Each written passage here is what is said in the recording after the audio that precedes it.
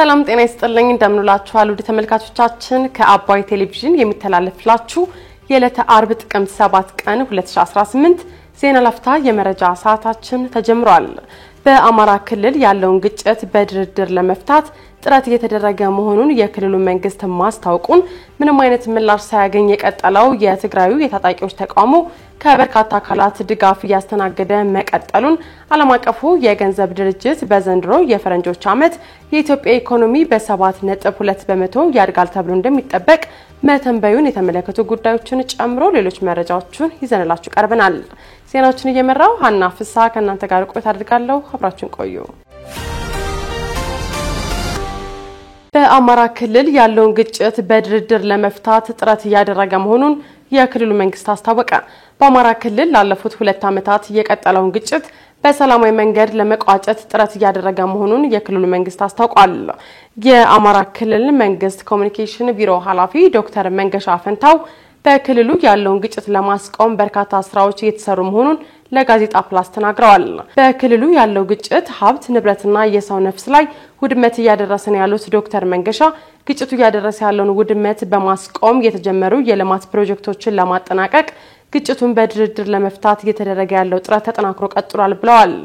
የቢሮ ኃላፊው አክለውም ግጭቱን በድርድር ለማስቆም እየተሰራ ያለው ስራ አሁንም ተጠናክሮ ቀጥሏል ሲሉ ተናግረዋል። በክልሉ ያለውን ግጭት በሰላማዊ መንገድ ለመቋጨት አመራሩን ከላይ እስከ ታች ድረስ የማደራጀት የጸጥታ ኃይሉ ላይ ሪፎርም የመስራት የሰላም ጥሪ የማድረግ ስራዎች መሰራታቸውን ተናግረዋል። ላለፉት 2 ዓመታት በአማራ ክልል የተስተዋለውን የጸጥታ ችግር ተከትሎ በክልሉ የትምህርትና የጤናን ጨምሮ የተለያዩ አገልግሎቶች መስተጓጎላቸው ይታወቃል። ምንም አይነት ምላሽ ሳያገኝ የቀጠለው የትግራዩ የታጣቂዎች ተቃውሞ ከበርካታ አካላት ድጋፍ እያስተናገደ ነው። ከጥቅምት 3 2018 ዓ.ም ወዲህ በትግራይ ክልል ምስራቃዊ ደቡባዊ ዞኖች ወደ መቀለ የሚወስዱ መንገዶች በአጉልአና በመሆኒ ወደ እንደስላሴ ሽረ ከተማ የሚወስድ መንገድ በእንዳባጉና ከአድዋ ወደ አዲግራት የሚወስደው በሲሮ አካባቢ መዘጋታቸው ይታወሳል። ይህ በታጣቂዎች የተካሄደ ያለው መንገድ የመዝጋት ተቃውሞ በዚህ ሳምንት መጀመሪያ በትግራይ ክልል መቀመጫ መቀለ መንገድ ያሉ መውጫና መግቢያዎችን በመዝጋት ነበር የተጀመረው። ጥያቄዎቻችን ይመለሱ በሚል ለተጀመረው የታጣቂዎች ተቃውሞም በትግራይ የሚንቀሳቀሱ የፖለቲካ ፓርቲዎች ድጋፋቸውን አሳይተዋል። ሳልሳይ ወያነ ትግራይ፣ አረና ትግራይ ፓርቲ፣ የትግራይ ነጻነት ፓርቲና የትግራይ ዲሞክራሲያዊ ፓርቲ የታጣቂዎችን ተቃውሞ አስመልክተው በሰጡት ምላሽ ጥያቄዎቹ ትክክል መሆናቸውን ገልጸዋል። ከትግራይ ዲሞክራሲያዊ ፓርቲ ውጪ ያሉትም ሌሎቹ ፓርቲዎች ተቃውሞቻቸውን እንደሚደግፉም አስታውቀዋል። ታጣቂዎቹ የህዝብ ተቃውሞችን ከማፈን ወጥተው የራሳቸውን ጥያቄዎች ይዘው ወደ ጎዳናዎች መውጣታቸውን የተቃዋሚው የአረና ትግራይ ለሉዓላዊነትና ለዲሞክራሲ እንደሚደግፈው የፓርቲው ሊቀመንበር አቶ አምዶም ገብረስላሴ ለዶቼ ቬለ ተናግረዋል። ሌላው ተቃዋሚ ፓርቲ የትግራይ ነጻነት ፓርቲ በበኩሉ በትግራይ ያለውን ስርዓት ለመገርሰስ ወጣቶች፣ ሴቶችና ሌሎች የማህበረሰብ ክፍሎች ጥያቄዎቻቸውን ይዘው ተቃውሞውን እንዲቀላቀሉ ጠይቀዋል። ትናንት ጥቅምት 6 ቀን 2018 ዓ.ም የትግራይ ምስራቃዊ ዞን ዋና ከተማ ወደ ሆነችው የአዲግራት ከተማ የሚያስገቡና የሚያስወጡ 3 ዋና መንገዶች ተዘግተዋል። ዓለም አቀፉ የገንዘብ ድርጅት በዘንድሮ የፈረንጆቹ ዓመት የኢትዮጵያ ኢኮኖሚ በ7.2% ያድጋል ተብሎ እንደሚጠበቅ ተነበየ። የዓለም አቀፉ የገንዘብ ድርጅት IMF ይህንን ያስታወቀው በትናንትናው ዕለት ይፋ ባደረገው ዓመታዊ ሪፖርት ነው። ሪፖርቱ ኢትዮጵያን ጨምሮ ከሳህራ በታች የሚገኙ 45 ሀገራትን የኢኮኖሚ ሁኔታ የዳሰሰ ነው። ከሳህራ በታች ያሉ ሀገራት በውጫዊ ሁኔታ ባልተረጋጋ የሸቀጦች ዋጋ በብድሮች እንዲሁም ባሽቆለቆለው ዓለም አቀፍ የንግድና እርዳታ አካሄድ ቢፈተኑም ኢኮኖሚያቸው ይህንን የመቋቋም ችሎታ ማሳየቱን IMF አትቷል። በዚሁ ቀጠና ያለው የኢኮኖሚ እድገት በፈረንጆቹ 2025 ዓመት 4.1% በሆነ የተረጋጋ ሁኔታ እንደሚቀጥል አመልክቷል። ይህ የኢኮኖሚ ትንበያ በመጪው የፈረንጆቹ ዓመት በትንሹ ከፍ እንደሚል የጠቆመው ሪፖርቱ ለዚህም እንደ ኢትዮጵያና ናይጄሪያ ባሉ ሀገራት የተገበሩ ያሉ የኢኮኖሚ ማሻሻያ ጥረቶች አስተዋጽኦ እንደሚኖራቸው አመልክቷል።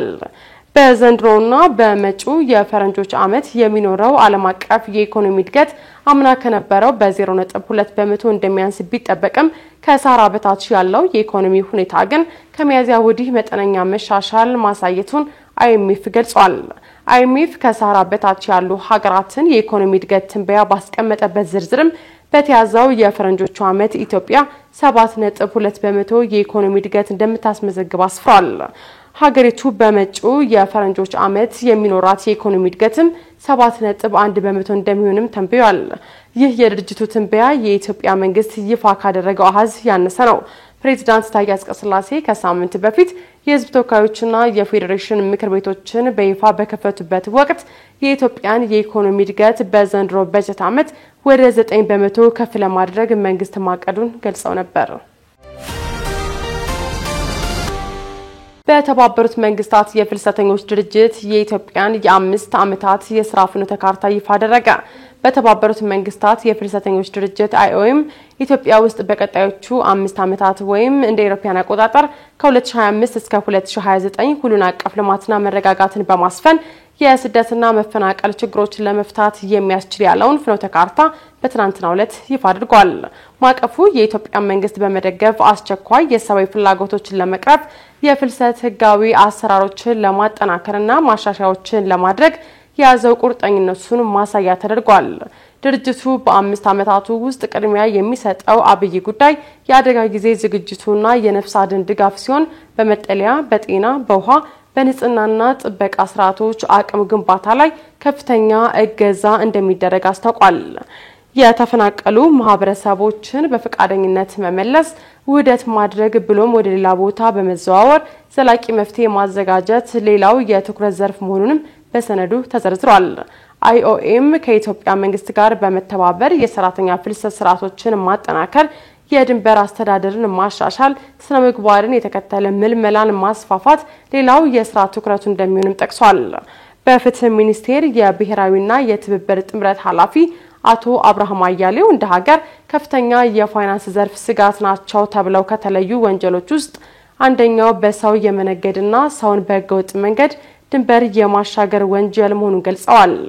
ኢትዮጵያ ውስጥ የሚከናወነው ህገወጥ የሰው ዝውውርም ከፍተኛ ገንዘብ የሚገላበጥበት እንደሆነ ያነሱት ኃላፊው በአብዛኛውም የጥሬ ገንዘብ ልውውጥ በመሆኑ ለቁጥጥር አስቸጋሪ ነው ብለዋል።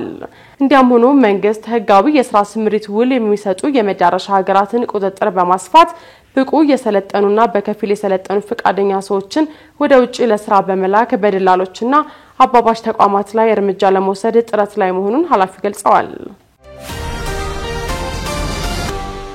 ከውጪ ወዳገኘናቸው መረጃዎቻችን ስናልፍ ደግሞ ለቀድሞ የኬንያ ጠቅላይ ሚኒስትር ራይላ ኦዲንጋ አስክሬን ሽኝት ላይ በተነሳ ብጥብጥ የ7 ሰዎች ህይወት አለፈ። ትናንት በናይሮቢ ካሲራኒ ለቀድሞ የኬንያ ጠቅላይ ሚኒስትር ራይላ ኦዲንጋ የአስክሬን ሽኝት መርሃ ግብር ተካሂዷል። በዚህ ወቅትም በተነሳ ብጥብጥ የ7 ሰዎች ህይወት ማለፉን የዓይን እማኞች ተናግረዋል። እንደ ዓይን እማኞቹ ገለጻ 2 ሰዎች ከጸጥታ ኃይል በተተኮሰ ጥይት የተገደሉ ሲሆን 5 ሰዎች ተኩሱን ተከትሎ በነበረ ግርግር ህይወታቸው ማለፉን ተናግረዋል። ቲክቫ ኢትዮጵያ በስፍራው ተገኝቼ ተመለከትኩት ብሎ እንደዘገበው በስታዲየሙ የራይላ ኦዲንጋ አስክሬን ስንብት እየተካሄደ በነበረበት ወቅትም የተወሰኑ ወጣቶች ከጸጥታ አካላት ጋር በፈጠሩት አለመግባባት ጥይት መተኮሱንና አስለቃሽ ጭስም ተወርሮ ህዝቡም ከስታዲየም እንዲወጣ ተደርጓል ነው ያለው። በዋና ከተማዋ ናይሮቢ በሚገኘው ስታዲየም በተሰበሰቡ ሰዎች ላይም ፖሊሶቹ የተኮሱት ጥይት አይነት እስካሁን ግልጽ አይደለም። በኬንያ የፖለቲካ መድረክ ላይ ግዙፍ ስምና ስብዕና የነበራቸው ራይላ ኦዲንጋ በህንድ ረቡዕ ዕለት ህይወታቸው ማለፉ ይታወቃል። እንደ ቤተሰቡ ገለጻ ከሆነ የኦዲንጋ ኑዛዜ የቀብር ስነ ስርዓታቸው በ72 ሰዓታት ውስጥ እንዲፈጸም ነው። የ80 ዓመቱ የቀድሞ ጠቅላይ ሚኒስትር ረቡዕ ጠዋት በህንድ የእግር ጉዞ ላይ ሳሉ በመውደቃቸው ወደ ዴቫ ማታ ሆስፒታል ቢወሰዱም ህይወታቸው ሊተርፍ አልቻለም። ህልፈታቸውን ተከትሎም የኬንያ መንግስት የ7 ቀን ሀዘን አውጇል። በኬንያ ፖለቲካ ውስጥ ትልቁን ቦታ ያላቸውና ለብዙ ዓመታት የሀገሪቱ ዋነኛ ተቃዋሚ መሪ ሆነው የቆዩት ራይላ ኦዲንጋ በ5 ፕሬዝዳንታዊ ምርጫዎች ተወዳድረው ተሸንፈዋል። ተመልካቾቻችን የዕለተ አርብ የዜና ላፍታ የመረጃ ሰዓታችን የተከታተላችሁትን ይመስላል። አብራችሁን ስለቆያችሁ ከልብ እያመሰገንን በያላችሁበት መልካም ቀን